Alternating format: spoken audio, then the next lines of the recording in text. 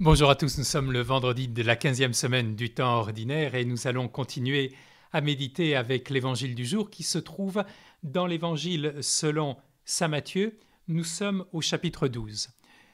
Que l'Esprit Saint vienne ouvrir nos cœurs pour que nous comprenions cette parole de l'évangile et que nous puissions profondément en vivre. Esprit de feu toujours caché, jusqu'aux racines par ta flamme viens consumer en nous livrer. Aux profondeurs de notre vie, viens enfoncer comme une lame la parole qui sanctifie. Cette parole qui sanctifie se trouve au chapitre 12 de l'Évangile selon saint Matthieu. Nous sommes dans les versets 1 à 8. En ce temps-là, Jésus passait un jour de sabbat à travers les champs de blé et ses disciples eurent faim. Ils se mirent à arracher des épis et à manger. En voyant cela, les pharisiens lui dirent: Voici que tes disciples font ce qui n'est pas permis de faire le jour du sabbat. Mais il leur répondit: N'avez-vous pas lu ce que fit David quand il eut faim, ainsi que ses compagnons? Il entra dans la maison de Dieu, et ils mangèrent les pains de l'offrande.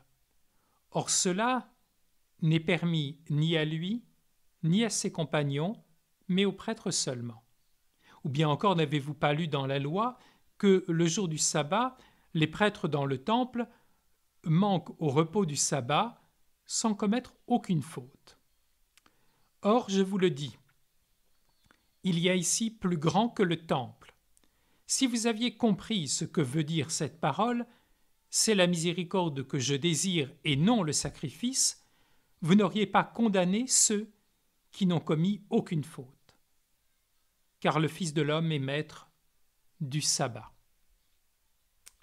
Alors, nous sommes, je le dis tous les jours, dans l'évangile selon saint Matthieu. Jésus est venu accomplir la loi, il est venu accomplir à travers l'Église ce qui est le nouvel Israël. Alors, nous comprenons bien cet évangile si nous avons suivi les évangiles de la semaine. Nous nous posons d'abord une question. Qu'est-ce que font les pharisiens un jour du sabbat au milieu des champs de blé? Ils devraient être à ce moment-là dans la synagogue à prier. Nous comprenons bien que s'ils sont venus là, c'est uniquement pour condamner et juger. Ils font donc partie de ces orgueilleux qui habitent les villes autour du lac de Tibériade. Ils ne sont pas parmi ceux qui sont les simples. Ils croient être les sages. Ils sont venus non pas parce qu'ils sont doux et accueillants, mais uniquement ils sont venus pour condamner. Ce sont ceux qui ont fait de la loi un véritable fardeau qui est impossible à porter. Alors, de quoi s'agit-il? Il s'agit de regarder cette coutume qui était en Israël, qui consistait à glaner. En effet, 2 rangées de blé devaient toujours rester dans un champ pour permettre aux plus pauvres de pouvoir glaner et de se nourrir.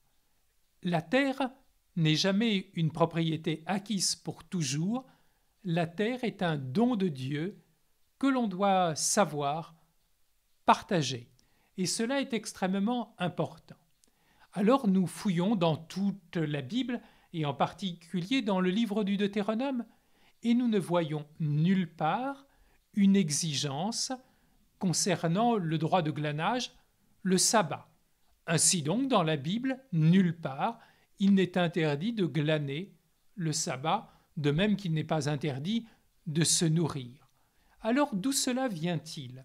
Cela vient d'écrits qui sont des écrits rabbiniques, que l'on appelle la Mishnah, qui avait durci les commandements de la loi, et nombreuses étaient les prescriptions qui avaient été données par les pharisiens et qui rendaient finalement la loi non pas comme une loi de liberté, mais comme un fardeau qui était absolument importable.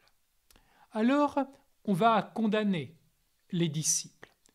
Pour comprendre de quoi il s'agit, Jésus vient accomplir la loi et les prophètes. Il se tourne donc vers un épisode, un événement bien connu de l'Ancien Testament qui nous est révélé dans le premier livre de Samuel au chapitre 21.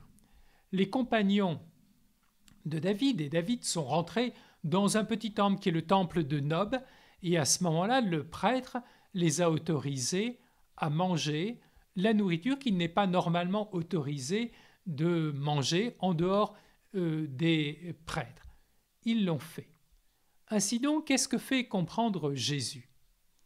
C'est que ses disciples qui glanaient sont l'équivalent de David et de ses compagnons, et que lui, Jésus, a donné l'autorisation de glaner parce qu'il est le véritable grand prêtre. Ce que l'on reprochera souvent à Jésus, c'est de faire des guérisons, même le jour du sabbat, ou de faire ce qui n'est pas autorisé, même le jour du sabbat. Or, il le dit bien, les prêtres dans le temple ont le droit d'agir, d'œuvrer, même le jour du sabbat. Ainsi donc, dans ce texte, Jésus annonce clairement à ceux qui l'entendent qu'il est le véritable grand prêtre de l'alliance éternelle. Ainsi donc, les prêtres ne sont plus simplement les prêtres du temple de Jérusalem. Jésus est celui qui vient accomplir tous les sacrifices de l'ancienne alliance et qui, par conséquent, vient également donner l'autorisation d'accomplir ce qui n'était pas autorisé le jour du sabbat. Ainsi donc, le sabbat est profondément bon. Jésus ne le remet pas en cause. Le sabbat est fait pour l'homme marqué par le péché originel, l'homme qui est marqué par l'idolâtrie, en particulier l'homme qui par orgueil veut remplacer Dieu et travailler à la place de Dieu, l'homme qui est incapable de rendre grâce à Dieu. Ainsi donc le sabbat est profondément bon. Mais ce qu'avaient fait ceux qui sont profondément orgueilleux, c'est qu'ils avaient transformé le sens du sabbat et au lieu d'en faire un moyen qui est un moyen de liberté, ils en avaient fait un fardeau qui était un fardeau qui était difficile à porter, un fardeau qui devenait d'une certaine façon un obstacle et que personne ne pouvait porter.